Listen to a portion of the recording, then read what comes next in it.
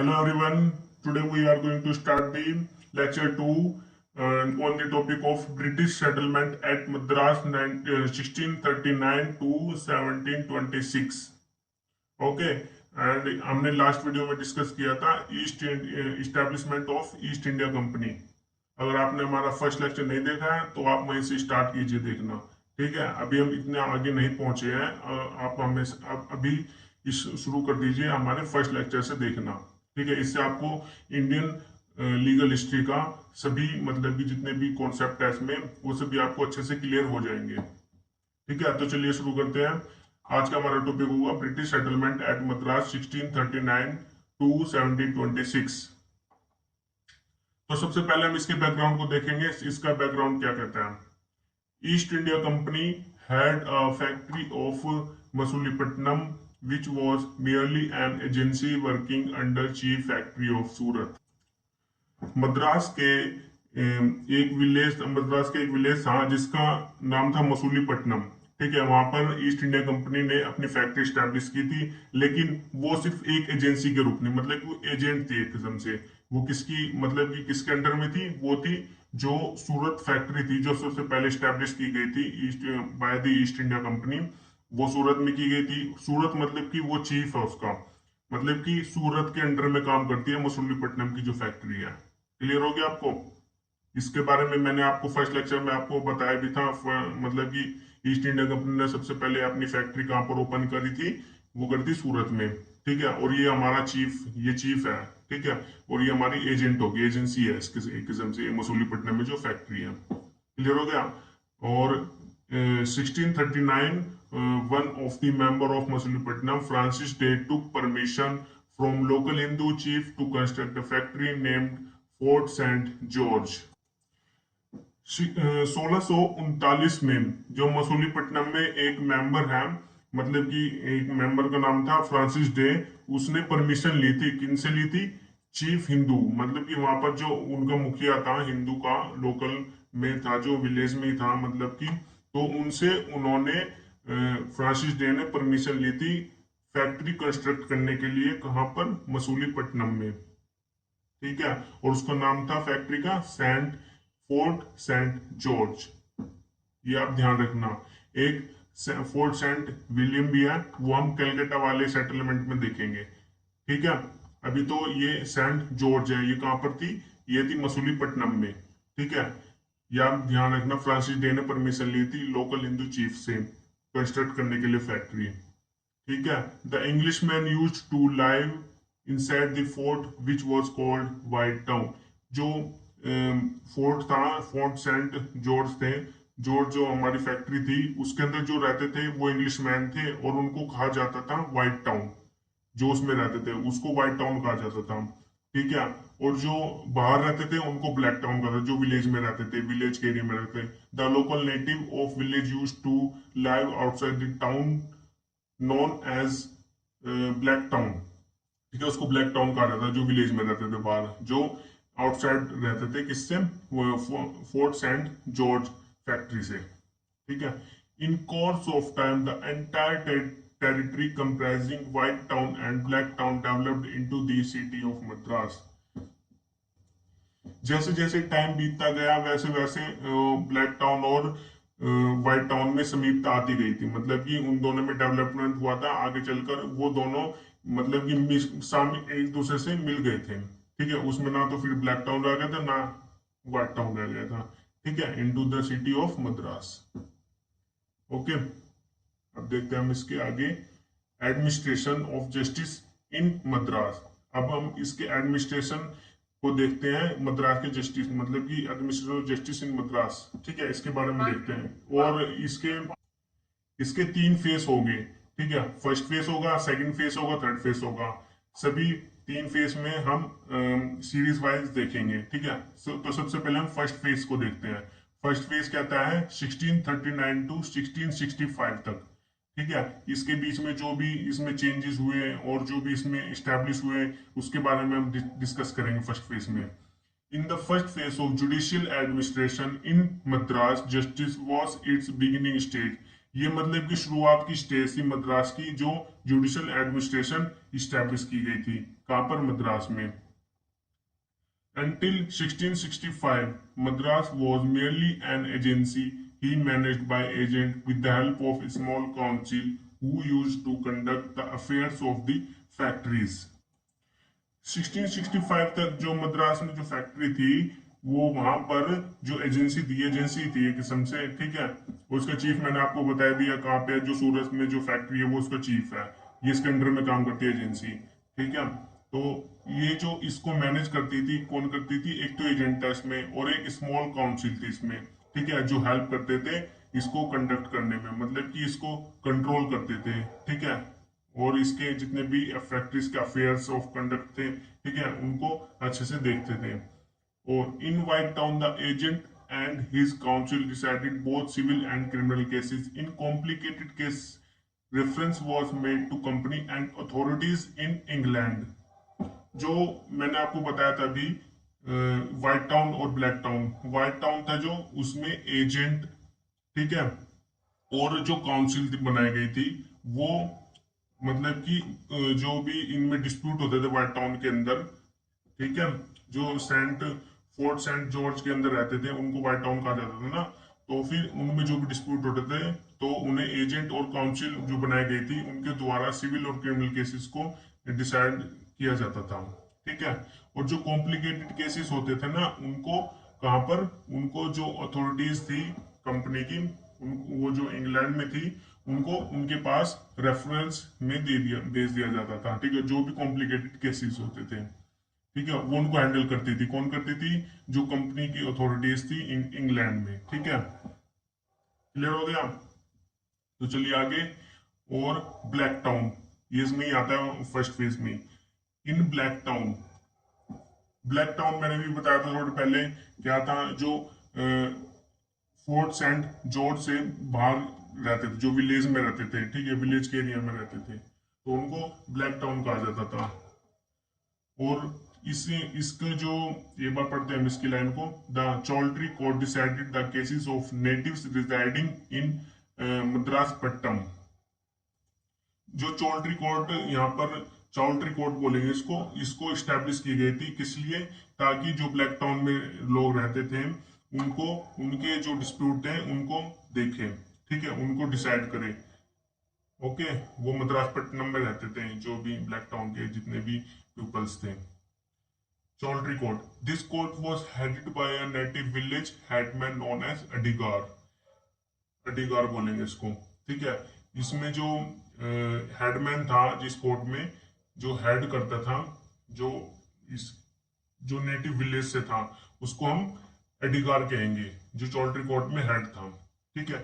He decided the पेटी civil and criminal cases, ये जो छोटे मोटे सिविल और क्रिमिनल केसेस होते थे उनको डिसाइड करता था। It was also responsible to maintain the law and order, और इसके ऊपर एक और रिस्पॉन्सिबिलिटी थी कि वो लॉ एंड ऑर्डर मेंटेन करके रखे अपने एरिया में, ठीक है, जो ब्लैक टाउन का एरिया है। This court was not empowered to take decision in serious criminal cases.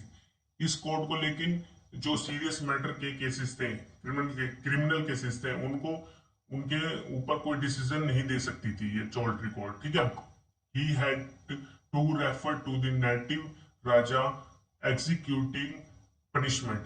और फिर इसको अगर ये जो डिसीजन सीरियस मैटर के जो केसेस होते थे, क्रिमिनल केसेस, इनको डिसाइड तो कर नहीं सकती थी ये, तो इस वजह से ये ट्रांसफर कर देते किसको, नेटिव राजा को, जो इनके एरिया का राजा होता था, नेटिव राजा, ठीक हो, ठीक है। इनका एक राजा भी होता था, इनके पास एग्जीक्यूट कर देते थे, मतलब कि इनके पास ट्रांसफर कर देते थे, और वही उनको पनिशमेंट देता था और वही उनको डिसीजन सुनाता था। There was a subordinate officer to Adigar known as Pedenian. देखिए, एडिगार मैंने अभी आपको बताया था, हेड हेड हेडमैन था, कौन, किसका, जो चौल्ट्री कोर्ट था, ठीक है। वो उसका सबॉर्डिनेट भी होता है, सबॉर्डिनेट ऑफिसर इसका एडिगार का, उसको क्या बोलते थे, पेडेनियन, ठीक है। इस बात को आपको ध्यान रखना है, पेडेनियन बोलते थे। और ये हमारा फर्स्ट फेज कंप्लीट हो चुका है, ठीक है। तो अब हम आते हैं सेकंड फेज पर। सेकंड फेज, सेकंड फेज हमारा कहां से कहां तक है, 1678 टू 1686, ठीक है। ये हमारा सेकंड फेज स्टार्ट हो गया।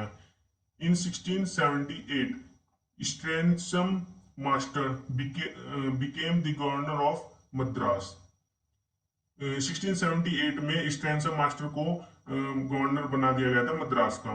क्लियर हो गया, ये गवर्नर बना दिया गया था मद्रास का 1678 में। He recognised the entire judicial system of Madras and also introduced reform in the working of courts. Governor मतलब कि इसको बना दिया गया था। उसके बाद इसमें इसने जो जुडिशियल सिस्टम था मद्रास का उसको इंट्रोड्यूस किया, उसके वर्किंग थी, जो कोर्ट की वर्किंग थी उसको रिफॉर्म किया। ठीक है, इसको देखते आगे इसने कैसे किया। He regularised the working of court through his judicial plan of 1678। इसने 1678 के प्लान को लाया और the court used to had sitting twice a week and in deciding criminal cases।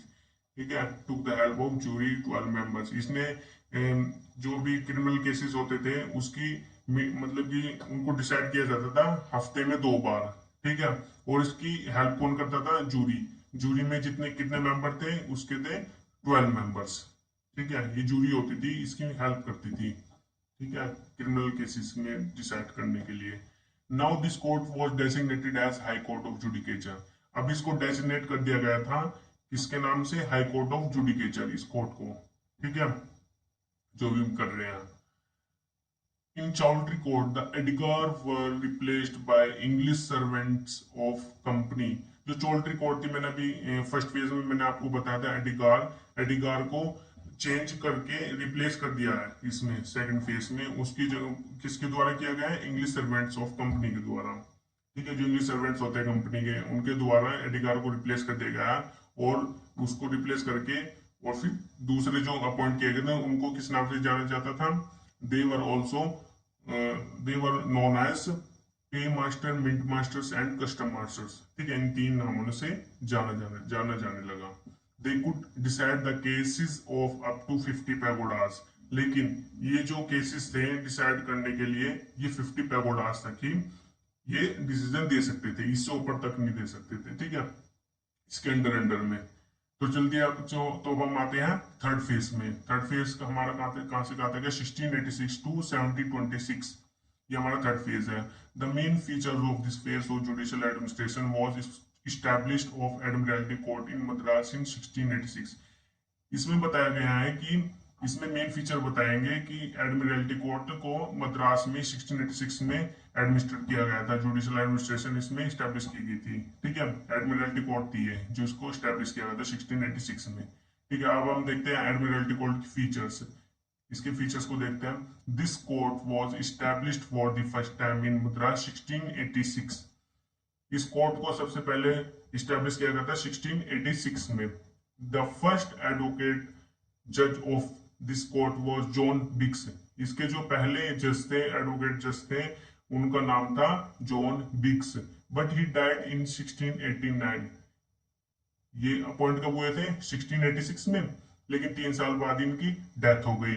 And then in 1692 में एक न्यू एडवोकेट जज appoint किया गया जिनका नाम था जॉन डोल्बर। ठीक है, the court was authorised to establish more than one court at places wherever deemed necessary. लेकिन ये कोर्ट वहीं स्टैब्लिश की जाती थी जहां पर इनकी जरूरत थी। ठीक है, वहीं पर एक कोर्ट उसी प्लेस में एरिया में स्टैब्लिश कर दी जाती थी।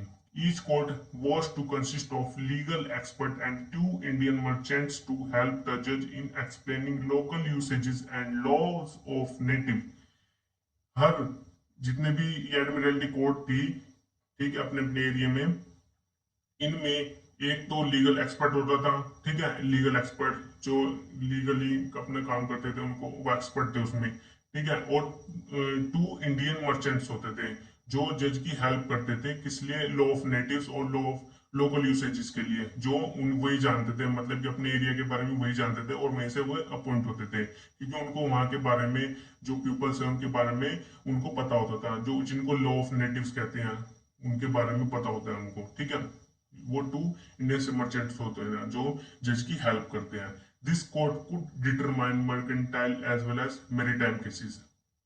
यह कोर्ट सिर्फ मर्केंटाइल मतलब जो जैसे कि कॉन्ट्रैक्ट रिलेटेड हो गया, पार्टनरशिप रिलेटेड हो गया और एग्रीमेंट, ठीक है, इस तरह से ये केसेस हैंडल करते थे। As well maritime cases, maritime cases वो होते हैं जैसे कि नेवी से रिलेटेड हो गया है, ठीक है, इस तरह से जितने भी समुद्री से रिलेटेड, उनसे सभी केसेस वो डिसाइड करती थी एडमिरल्टी कोर्ट, ठीक है। ये दो तरह के केसेस ये देखती थी। This court was to impart justice according to the nations of equity, justice and good conscience. यह कोर्ट मतलब कि अगर डिसीजन देती थी तो वो equity, justice and good conscience में देती थी, और वो कोई बायसनेस नहीं रखती थी, ठीक है। किसी भी पार्टी में कोई भी ऐसा पेक्यूनियरी इंटरेस्ट नहीं रखती थी, मतलब कि पैसों के लालच में ऐसा ना करें, ठीक है। ये इस तरह का कोई, मतलब कि इसको अगर डिसीजन देना था तो उसको equity, justice and good conscience में देना होता था। इस्टेब्लिशमेंट ऑफ कॉपरेशन, आगे चलते हैं। इस्टेब्लिशमेंट ऑफ कॉपरेशन 1688, ये हमारा थर्ड फेज चल रहा है।